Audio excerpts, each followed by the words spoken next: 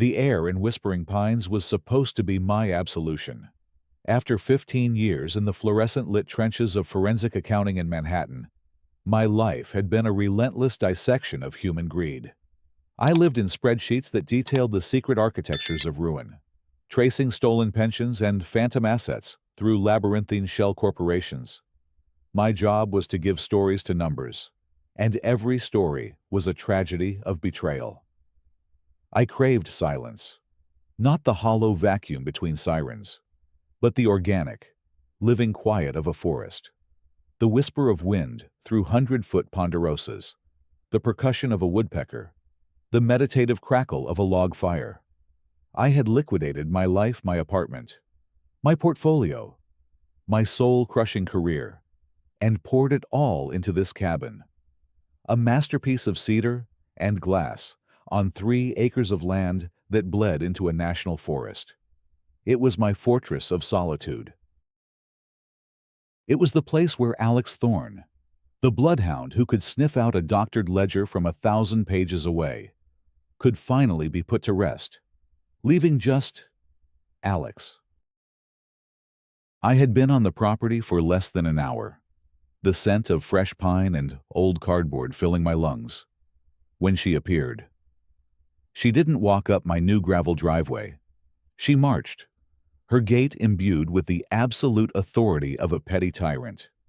She was a woman in her late 50s, with a helmet of peroxide blonde hair that looked structurally engineered to withstand a gale, a tight pink polo shirt tucked into unforgiving white capris, and a clipboard clutched to her chest like a ballistic shield.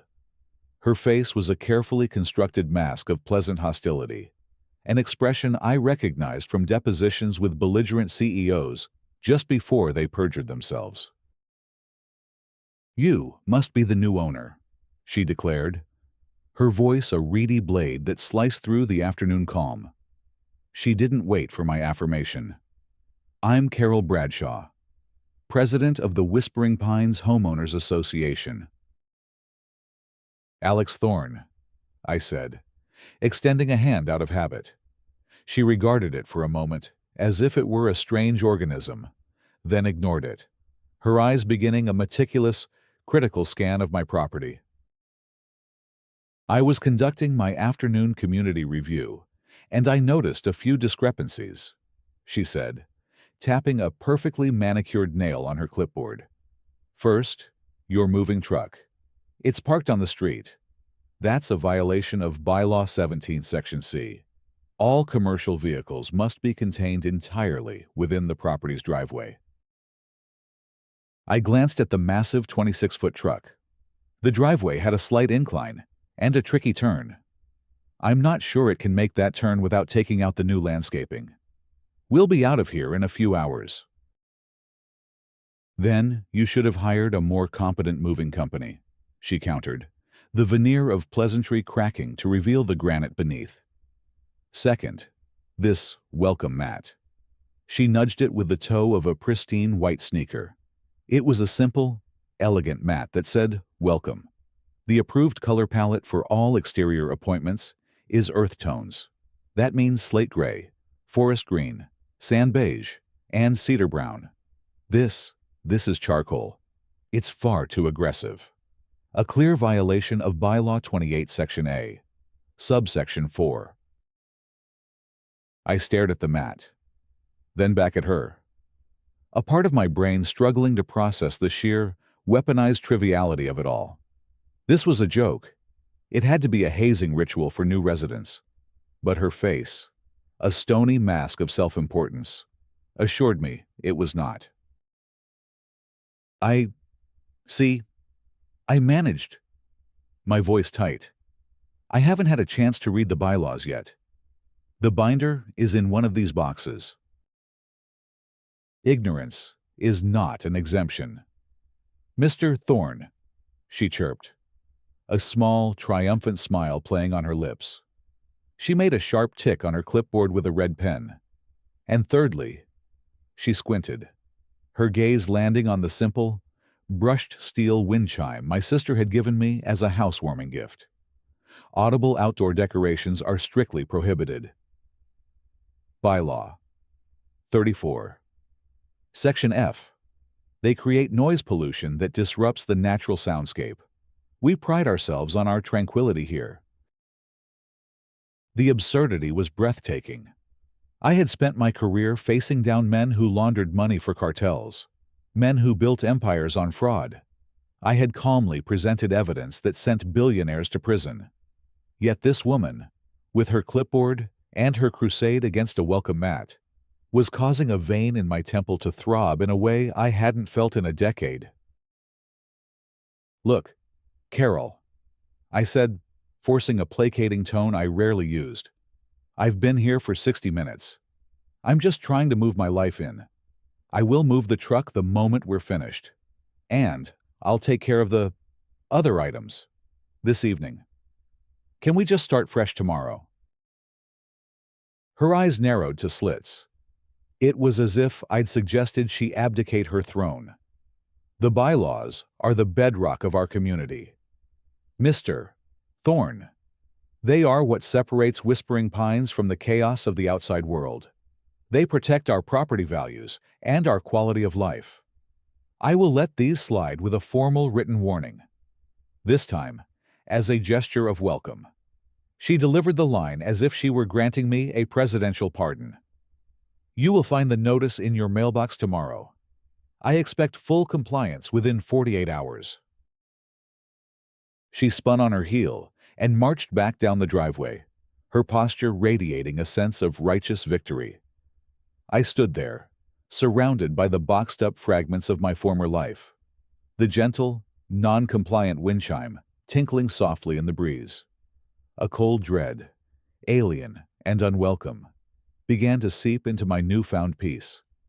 I had fled a jungle of predators, only to find myself trapped in a terrarium with a single, venomous snake. The battle for my sanctuary, I realized, had just begun. This wasn't about rules, it was about power. And Carol Bradshaw had just made it terrifyingly clear who wielded it in Whispering Pines. The official notice arrived the next morning. As promised, it was printed on thick, cream-colored letterhead bearing the Whispering Pines HOA logo, a stylized pine cone that looked unnervingly like a hand grenade.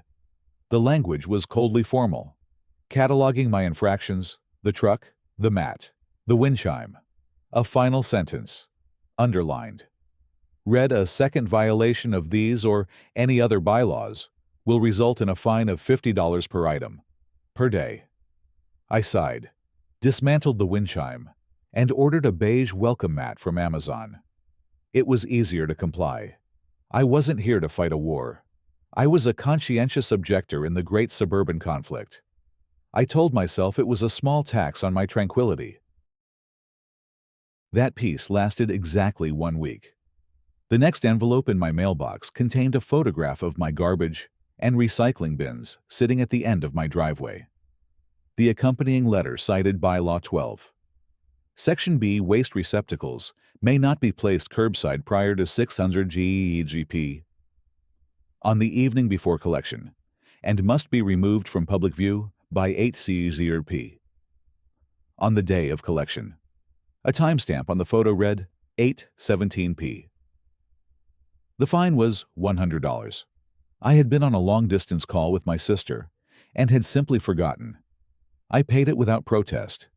The act felt gratingly familiar.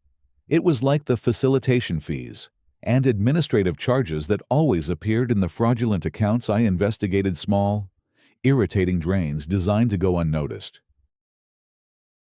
The fines began to compound, each one a masterclass in pettiness.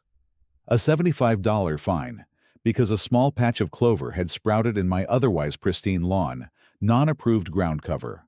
A $50 fine because the delivery truck for my new sofa left a slight muddy track on the edge of the asphalt street, which I had immediately washed away. Failure to maintain community roadway integrity. The pièce de résistance was a $200 fine for unauthorized modification of landscape. The modification: I had spent a weekend carefully cultivating a small garden of native wildflowers, columbines, lupines, and Indian paintbrushes in a prepared flower bed. They were beautiful, drought-resistant, and beneficial to local pollinators. It was my one act of defiance, a small patch of authentic wilderness.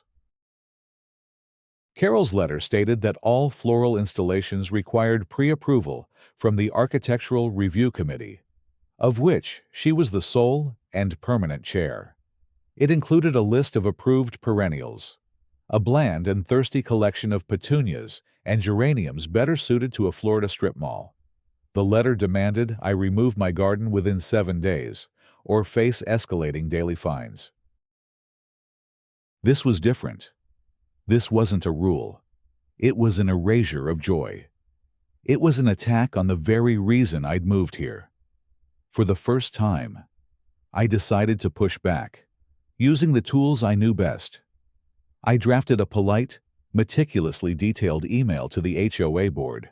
I attached photographs of my garden, included links to the State University's Agricultural Extension Office website, extolling the virtues of xeriscaping with native plants, and respectfully requested an exemption.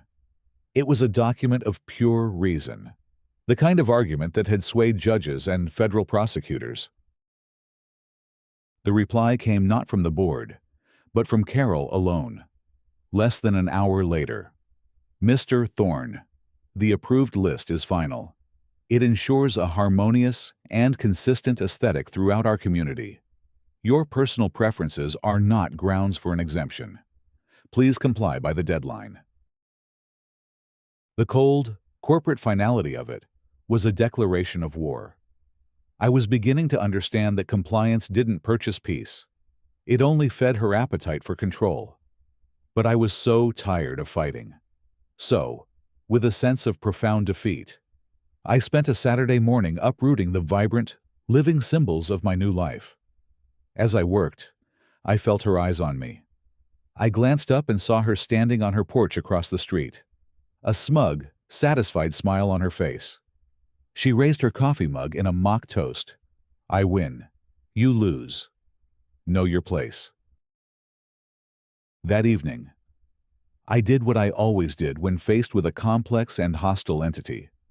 I opened my encrypted laptop and created a new directory. I named it Project Whispering Pines. Inside, I created a subdirectory, Entity Bradshaw C. I scanned every notice, every email, every photograph. I created a timeline, a meticulous log of every interaction, every demand, every dollar extorted. I documented the 4 hours I'd spent removing the flowers, assigning my old consulting rate to my own labor. I photographed the barren patch of earth where they had been. It was the same process I used to build a case against a corrupt CEO.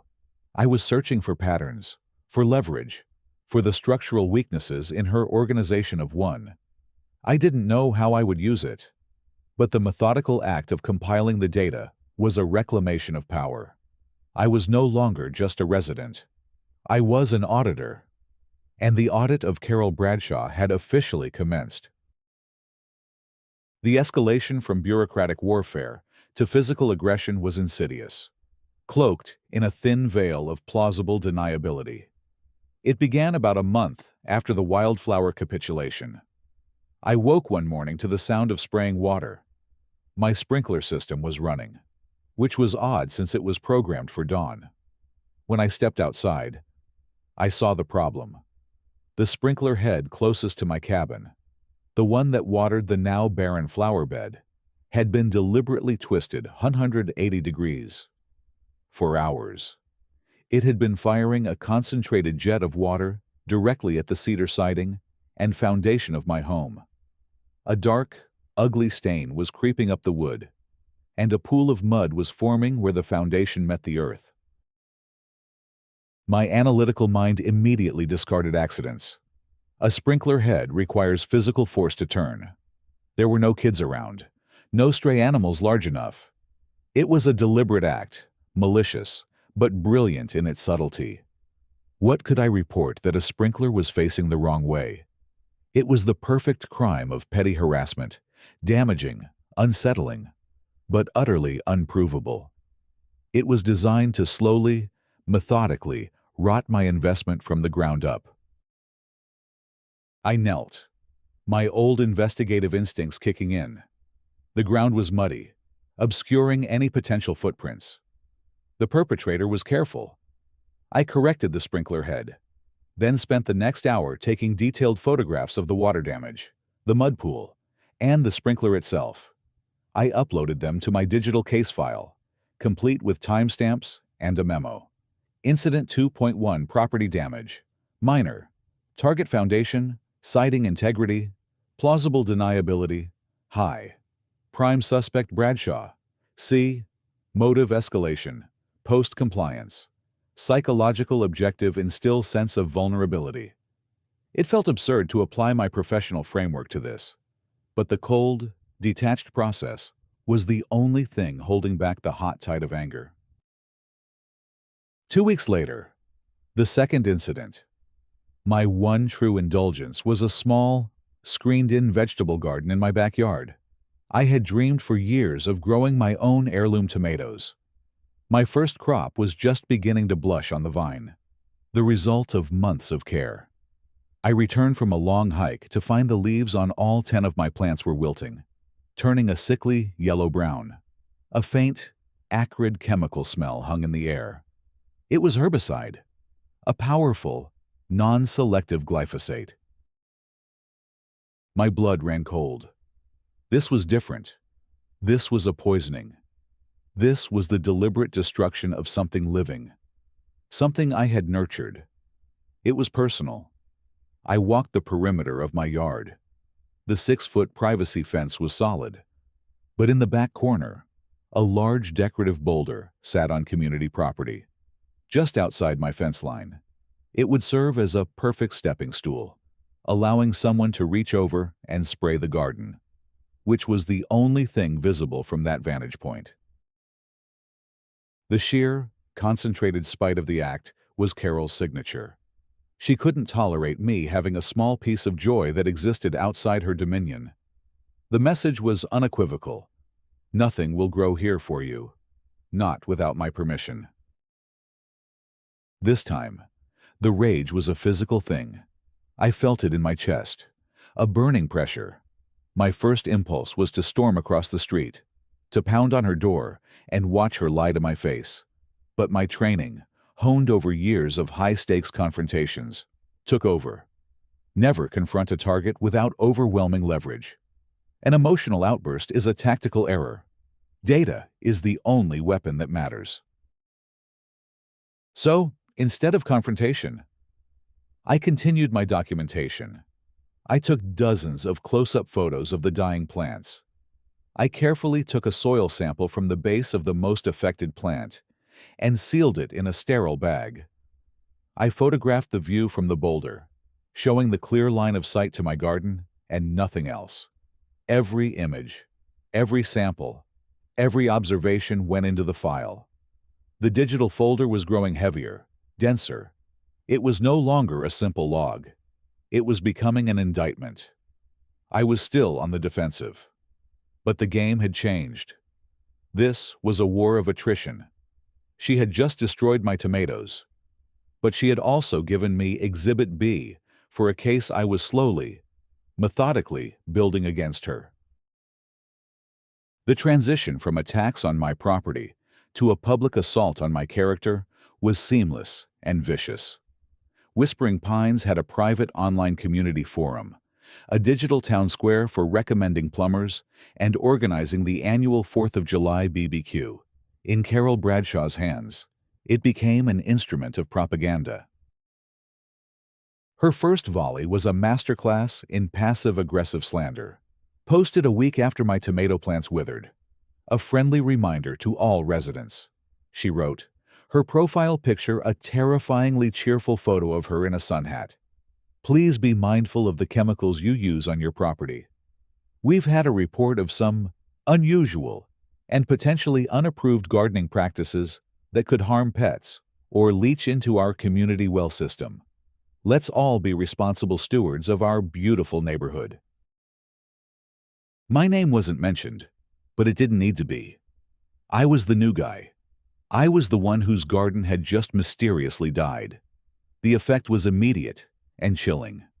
Friendly waves from neighbors became hesitant nods. The Hendersons next door, who had been perfectly pleasant, began ushering their golden retriever inside whenever I stepped out into my yard. My fingers hovered over the keyboard, itching to reply. I wanted to post the lab results from my soil sample. I'd overnighted it to a friend at a private lab. It was, as suspected, a high-concentration glyphosate, and expose her lie. But I knew it was a trap. An online flame war would only make me look unstable and paranoid. A newcomer attacking the beloved, long-serving HOA president. It would be my word against hers, and she had spent years cultivating the home field advantage. So, I did nothing. I took a high-resolution screenshot of the post, logged the date and time, and filed it away. Incident 3.1: Defamation, Slander. Method: Online forum. Objective: isolate target from community support structure. Her campaign of whispers intensified. She began fabricating phantom violations and spreading them as fact. I learned this from Mr. Gable, a retiree who stopped me by the mail kiosk. "Heard you had some trouble with the building inspector last week," he grumbled, looking at me with open suspicion. I was completely blindsided. "No. Why would you think that?" "Carol mentioned it. Said they were all over your property for some unpermitted electrical work on your deck. Said it was a real fire hazard." He shook his head. "Can't be too careful." She was planting seeds of doubt and fear, painting me not just as a rule breaker, but as a danger to the community. It was a classic disinformation tactic, designed to erode my credibility until, if I ever did try to fight back, I would have no allies. I would be the boy who cried wolf, the unhinged recluse. The culmination of her social assassination came at the Labor Day potluck. I knew going was a risk, but not going would be an admission of guilt, confirming her narrative.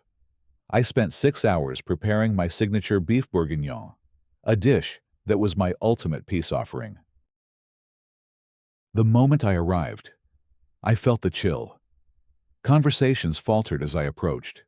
People offered tight, thin smiles before turning away. It was a masterful display of social exclusion. Then I saw Carol, holding court by the dessert table. She was speaking in a loud, theatrical whisper to a captive audience, gesturing vaguely in my direction. I caught fragments on the breeze. "So secretive. From New York. You know.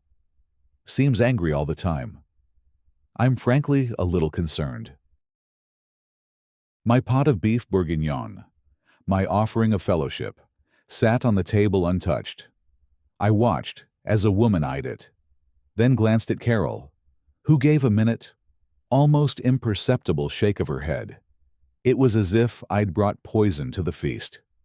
The humiliation was a physical burn. I was an outcast. On the lonely walk back to my cabin, carrying my full, rejected pot of stew, I made a call. "Marcus," I said, when my old colleague and closest friend from Aegis Financial Forensics picked up. "Alex Howe's retirement board yet?" "Far from it," I said, my voice tight with controlled anger. "Listen, I need a favor. Off the books. I need a full workup on a subject.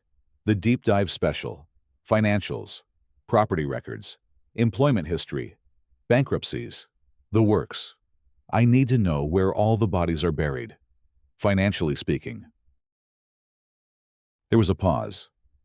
"Alex, what's going on? You sound like you did during the Omnicorp deposition."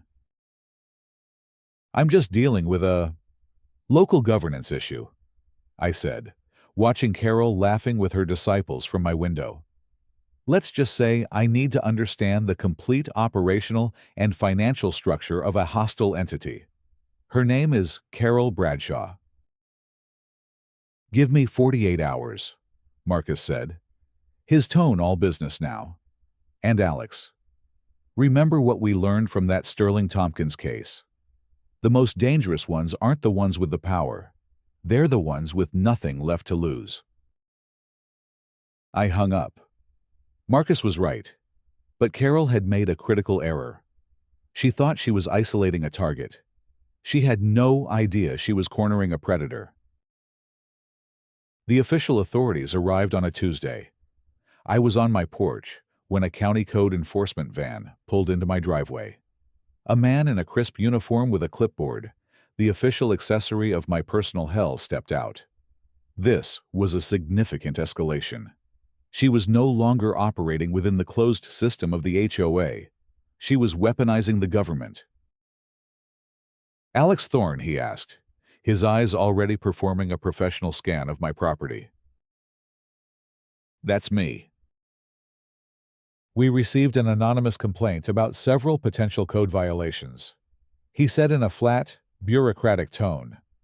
"Report mentions an unpermitted deck extension, non-compliant exterior electrical wiring, and improper drainage grading."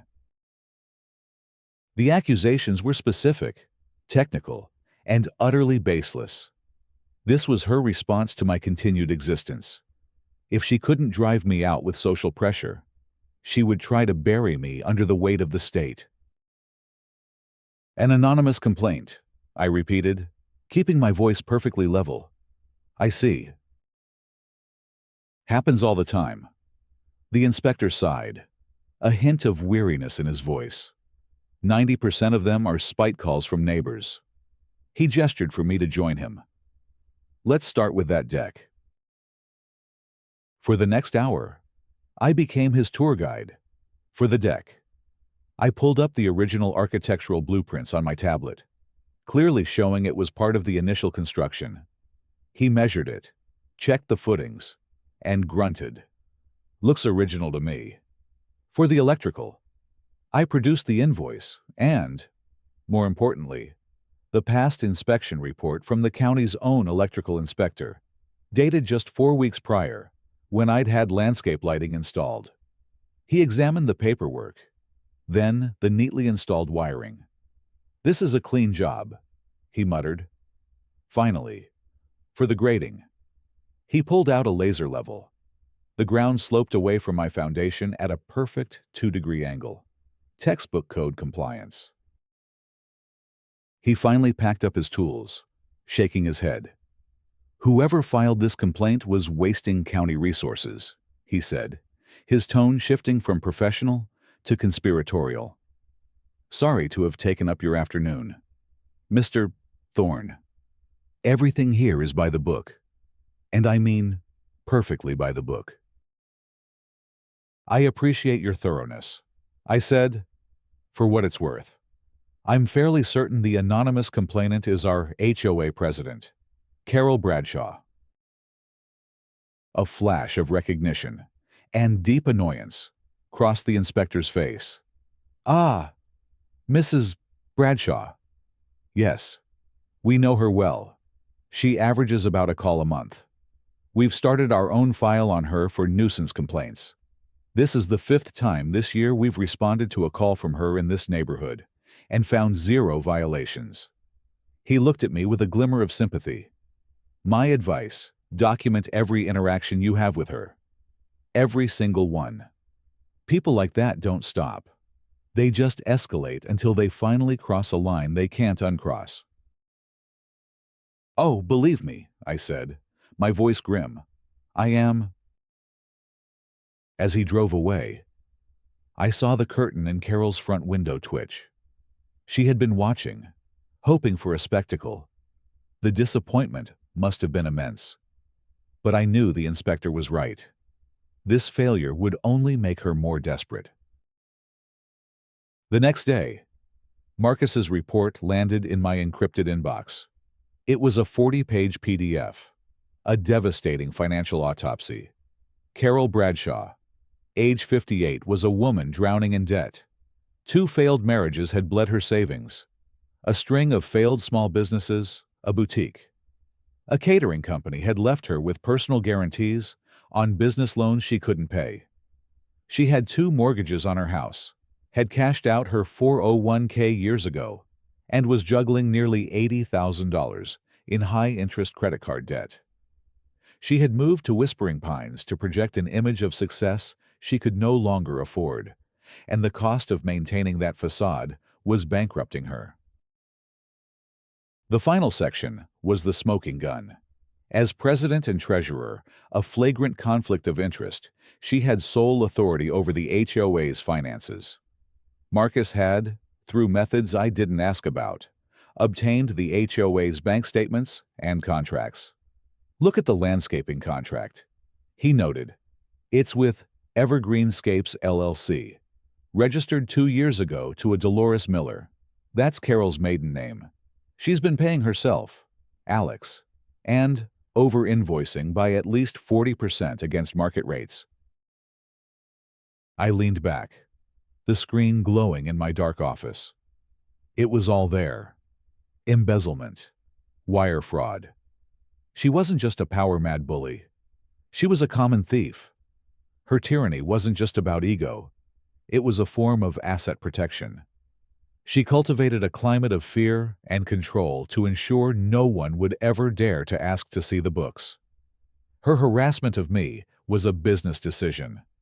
I was a loose variable, an unknown threat to her criminal enterprise. The code enforcement gambit had been a desperate attempt to neutralize me. Its failure meant her next move would be even more reckless. The final escalation was not an attack on my property or my standing in the community. It was a direct, tactical strike against my past, my profession, and my entire sense of self. It happened on a Friday afternoon. I was on a video call with a client, quietly untangling the finances of a company preparing for an IPO. It was complex, absorbing work. Suddenly, a frantic, percussive banging erupted from my front door. It wasn't a knock. It was an assault.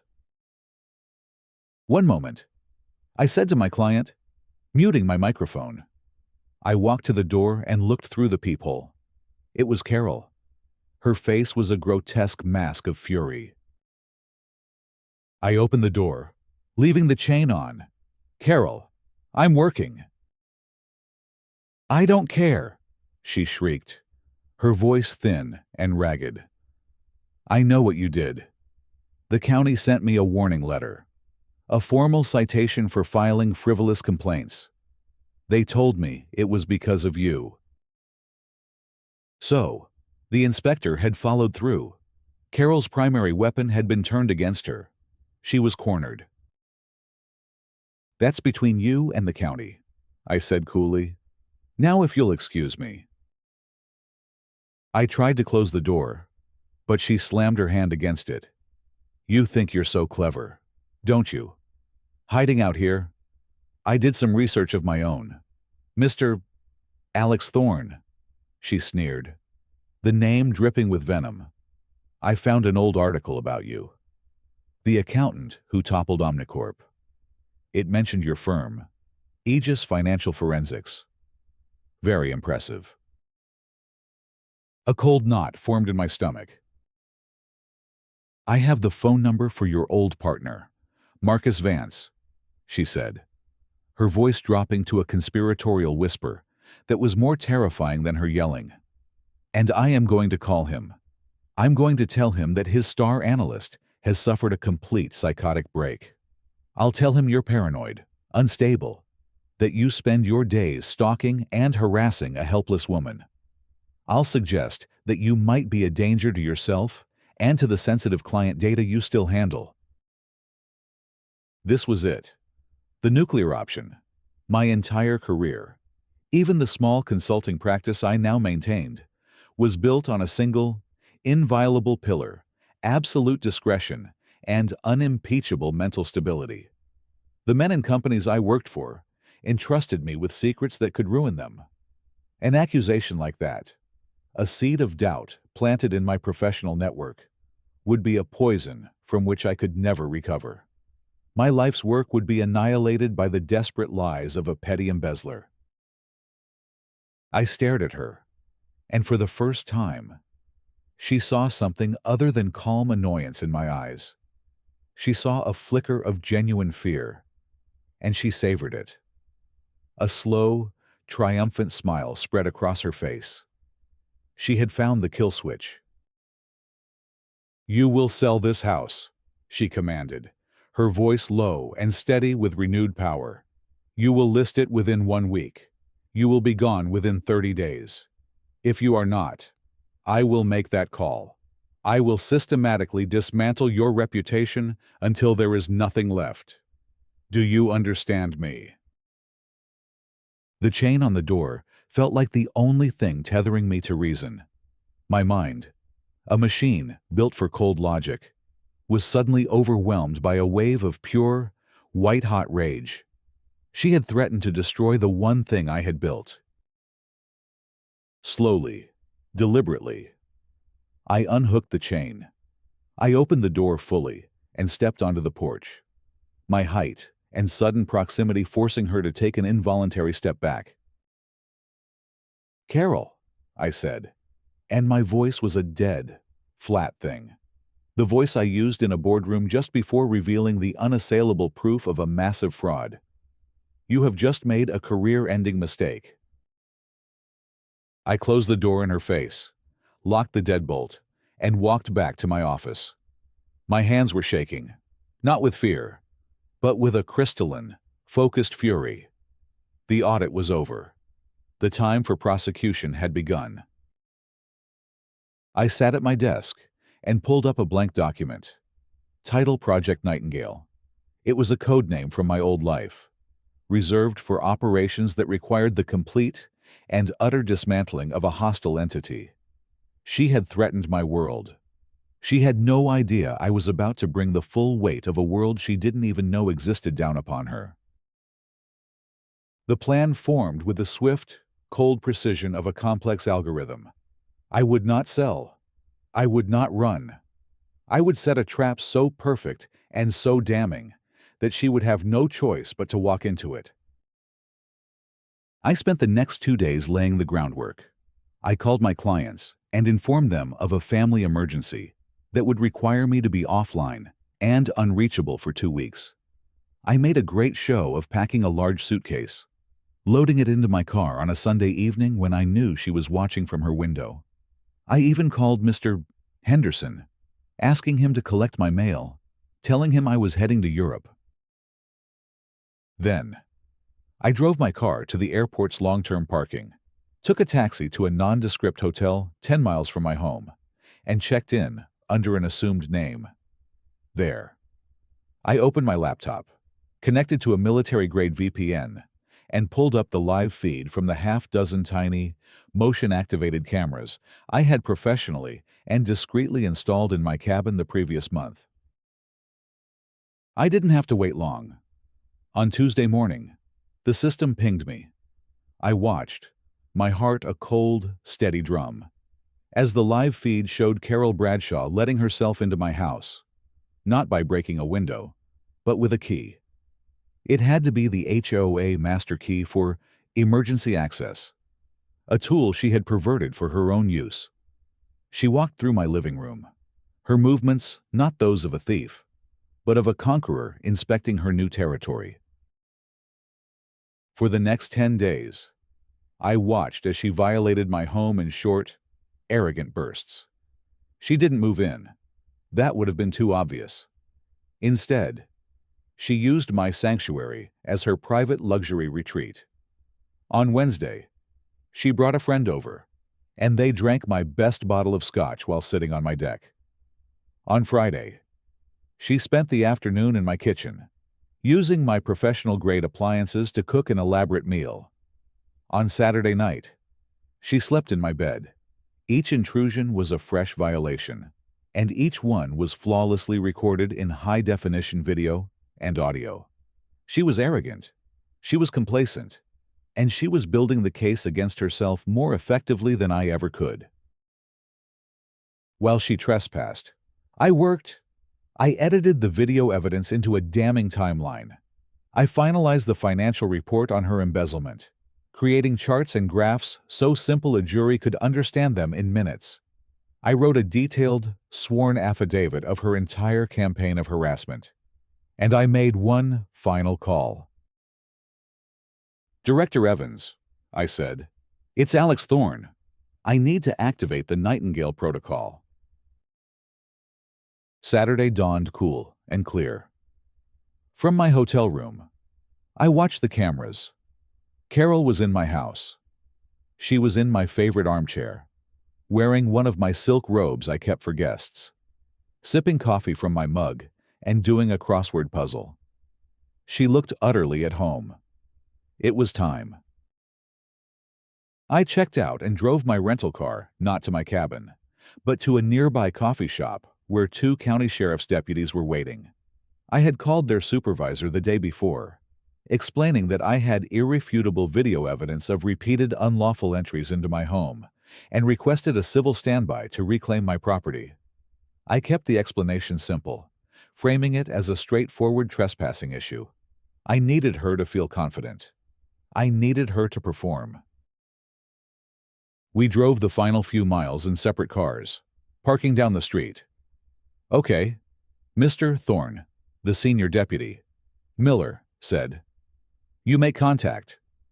We'll stand back. If she refuses you entry or gets hostile, we move in. You have your deed and ID."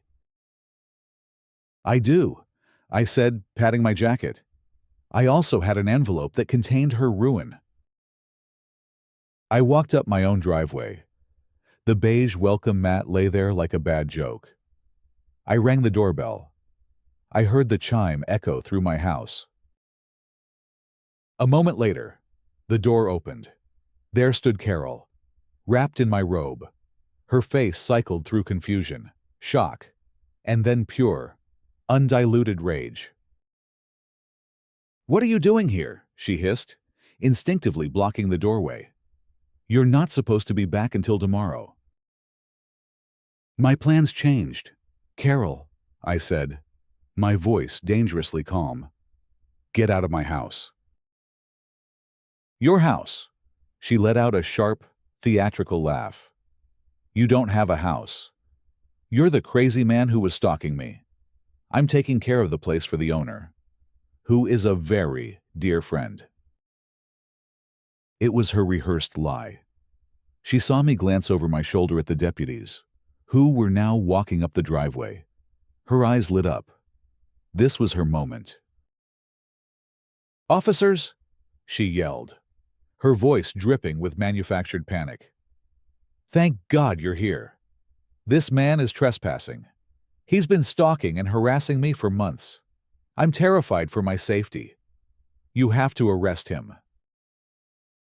Deputy Miller and his partner stopped, their faces impassive. "Ma'am," Miller said, "this man, Mr. Thorne, is the registered owner of this property." Carol's jaw dropped, but she rallied. "No, he's a con man. He forged the documents. I can prove it." "That won't be necessary," I said. The overture was over. I took out my phone and dialed a number. I hit the speakerphone button. "Director Evans," a deep, no-nonsense voice answered. The deputy's posture visibly straightened. They knew that name. "David, it's Alex Thorne," I said. "Apologies for the Saturday call." "Alex, is the Nightingale asset secure?" "Negative," I said. My eyes locked on Carol's. Her face was rapidly draining of color as the bravado evaporated, replaced by a dawning, horrified confusion. "I'm on site now with county sheriffs. The subject of our investigation, Ms. Carol Bradshaw, is here.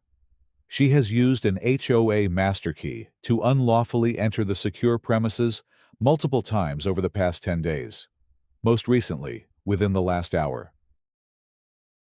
Multiple times Evans's voice boomed from the phone, laced with ice. "Alex, you know the security protocols. That house contains sensitive case files related to the active Sterling Tompkins federal indictment. This is no longer a simple trespass. This is a breach of a secure federal location and potential tampering with a material witness. The deputies exchanged a wide-eyed look. Carol stared at me, her mouth agape. Federal. Indictment. What are you talking about? I ignored her, pressing the advantage. And there's more. David. The subject's motive appears to be linked to a separate criminal enterprise. For the past 2 years, she has been systematically embezzling from the Homeowners Association she presides over via a shell corporation and fraudulent contracts. I estimate the total theft to be in excess of $90,000, constituting multiple counts of wire fraud. I held up the thick manila envelope I was carrying. I have the complete file here for your agents. Financial analysis, bank statements, corporate filings, sworn affidavits, and over 20 hours of high-definition video of her inside this house. I believe you'll find it sufficient to secure the necessary warrants. A small, strangled gasp escaped Carol's lips. The intricate web of lies and control she had woven was gone, incinerated in 90 seconds. She was no longer looking at the quiet man from New York. She was looking at the architect of her own destruction. Her face, once a smug mask of authority, was now a portrait of absolute horror. She finally understood. She hadn't been fighting a neighbor. She had been methodically harassing a federal government consultant in his designated safe house. And she had just been caught. On camera. In the act. The silence that followed was broken only by the sound of Deputy Miller speaking urgently into his radio. The game was over. Checkmate. The resolution was not a slow burn. It was a detonation. While the local deputies arrested Carol for felony breaking and entering using a key for unlawful entry, elevating the charge, the federal machine was already in motion. Within 3 hours, agents from the FBI's White-Collar Crime Division, dispatched by Director Evans, were at the scene. They didn't just interview Carol. They executed a warrant on her house across the street, armed with the precise details from my file. Confronted with undeniable proof, bank statements showing the direct transfer of HOA funds to her shell company, video of her in my home, the discovery of the HOA master key in her purse, her entire defense crumbled. The charges were a cascade of state and federal crimes: breaking and entering, wire fraud, embezzlement, and the most serious of all, compromising a secure location tied to an active federal investigation. That last charge, as Director Evans later explained, carried a sentence that allowed for no leniency.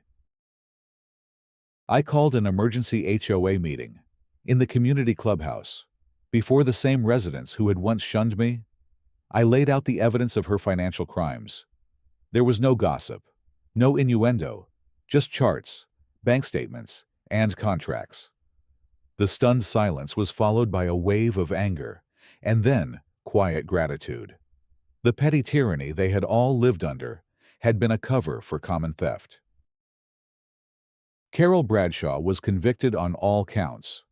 The judge, citing her callous and calculated abuse of her community's trust, sentenced her to 6 years in a federal correctional facility. Her house was sold to pay restitution to the HOA. A new board was elected, and their first act was to unanimously vote to shred half of the bylaws, including the infamous approved plant list. And I, finally, found peace.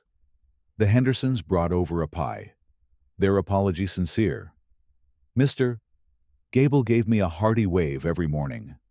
I replanted my wildflowers, and they grew, a defiant riot of color. My cabin was no longer just a structure of wood and glass.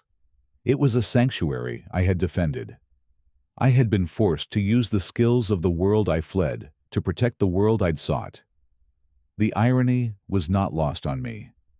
But as I sat on my porch, watching the sunset paint the mountains in hues of orange and purple, The only sound was the whisper of the wind through the pines, a sound that was finally, truly, my own.